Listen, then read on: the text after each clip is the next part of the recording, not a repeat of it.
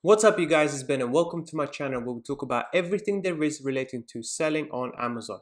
So, given it's the end of the month, I thought it would be a good idea for me to show you my figures of what we as a company sold here in this month of January. I'm going to go into detail about what actually sold, what didn't sell, how much money we made, and what my advice is for you guys, what you should do, what you should think about going forward in the future. So, this video is really helpful for anybody that is already selling on Amazon or potentially considering selling on Amazon in the very near future.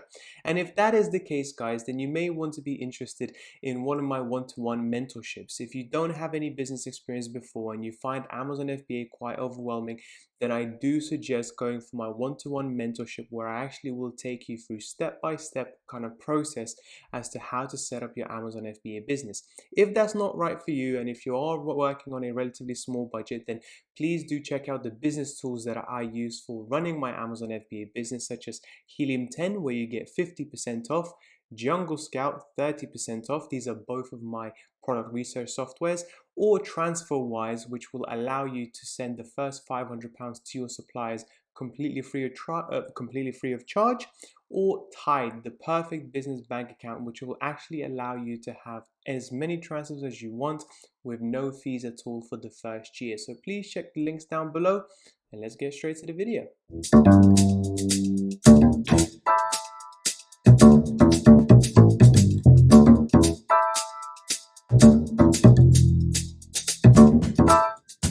So, in the month of January, I was able to make £84,739. And as you can see, that is a big increase from 1 year ago, where I was making around £26,000.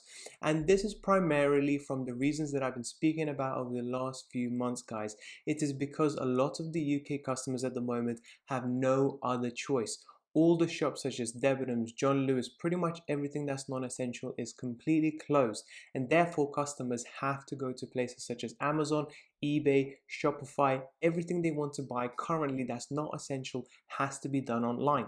And in my personal opinion and my prediction, as that this is going to continue even as UK comes out of lockdown. People now know how convenient buying something from Amazon is. You buy something today and it will be at your doorstep tomorrow. And I personally think those buying habits have changed for the foreseeable future. And given that is the case, people will continue to buy online, not just regular items, but also food items, grocery items, clothes, shoes, and so on and so forth, because the transaction is so frictionless and it's so convenient. This is here to stay, which leads me to continue to tell you guys, if you are interested in selling on Amazon, you need to do it as soon as possible, because this is the opportunity for anyone that wants to start making a side income and supplement their income that they're getting currently from a full-time job. That being said, in the month of January, what sold was, again, what I predicted really, all items in relation to lockdown. So fitness items, which I was able to bring a few from last year, sold extremely well. Toys and games continue to do really well from the month of December. Also household items, anything that's DIY related or cooking related, also did extremely well. Surprisingly, one niche that didn't do so well was beauty. But in my personal opinion, that is probably because a lot of those items were bought out in the month of December as gifts and presents and so, which is why January had to take a back seat. Now, that being said, also what I found in the month of January is that the prices for all of the items around Amazon has gone up by around 15 to 20%. Primarily, this is because of the VAT changes that UK government has implemented on products coming from outside of UK sellers. So people that are selling from China, they're bringing products into the UK marketplace, they are now subject to the VAT change. And that is good news for us UK sellers. It's not good for the UK customer, given that they have to pay more and they now have less choice, but it's good for us UK sellers who have been continuously struggling to compete against the Chinese sellers for many years. So what do I see now going forward? What do I think you guys should do in the near future? Well, in my opinion, in the month of February, this is where you start to, if you're just starting off, you need to start learning about Amazon straight away. You need to go through and watch as many videos as you possibly can and start putting some money aside for your first products. Currently, China is under the Chinese New Year, and therefore you will not be able to buy anything for the next couple of weeks. But once that's finished, and that will be around towards the end of February, you need to be prepared to place your first order that you have product researched over the last 2 weeks. Okay, this is really, really important. What has also happened this month that I've noticed is the shipping delays are continuing to be rampant. Okay, a lot of my shipments that were supposed to come in January and December have still not come in and are not likely to come in for another few weeks.